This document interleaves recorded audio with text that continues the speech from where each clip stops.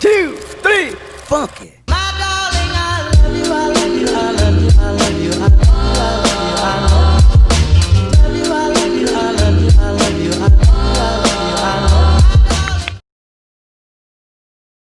This is a very basic small fiberglass shower. Fiberglass meaning the walls and shower pan are a solid piece without seams. Remember before and during the demo to have the main water supply shut off at all times.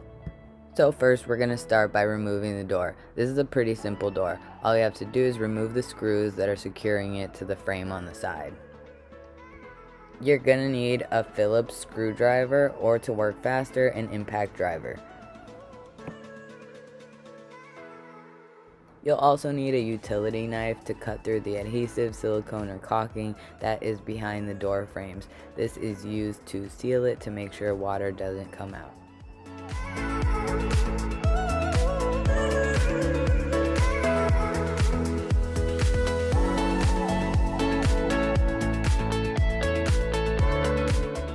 After cutting it, you should just be able to give it a little tug and it should pop out.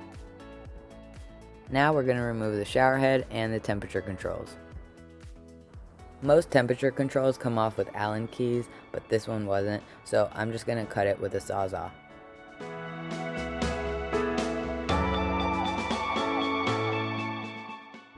Now that the handle's cut off, I'm going to use the impact driver to remove the 2 screws that hold the handle cover onto the wall.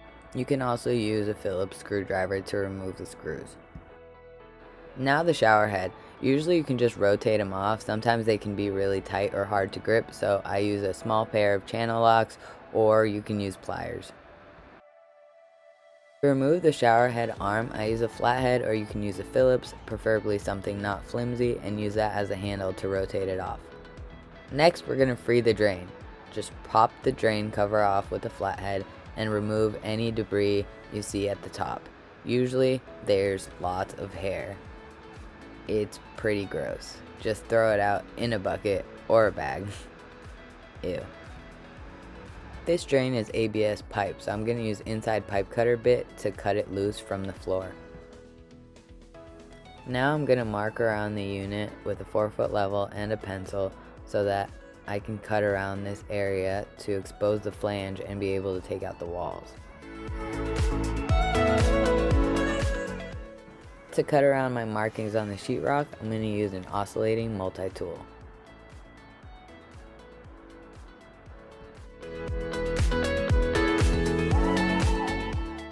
After I've cut around the perimeter, I'm going to use a cat's paw and a hammer to remove all the sheetrock around the perimeter where I cut.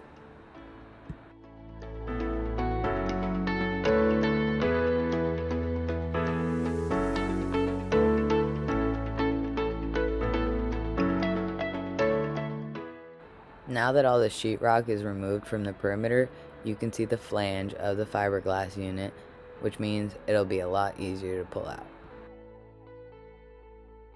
Now I'm going to clean up some of the big chunks of sheetrock to avoid stepping on them and potentially scratching the floor.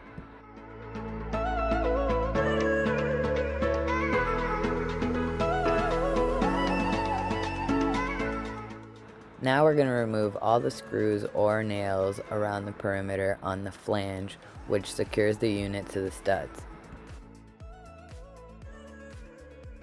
After all the screws are removed, we're going to cut the unit into 4 separate sections, 3 walls and the shower pan for easy removal.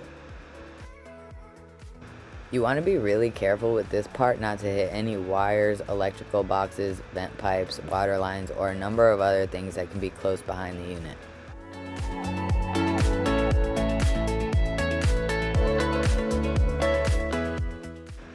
After the unit's cut into 4 separate sections, the walls should come off fairly easily.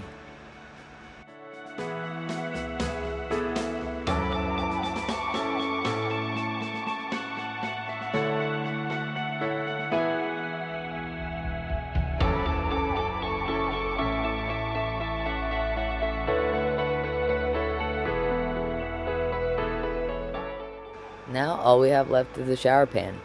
You might need a utility knife to cut any caulking across the front, but we already removed the drain earlier with the inside pipe cutter, so it should just pull right up.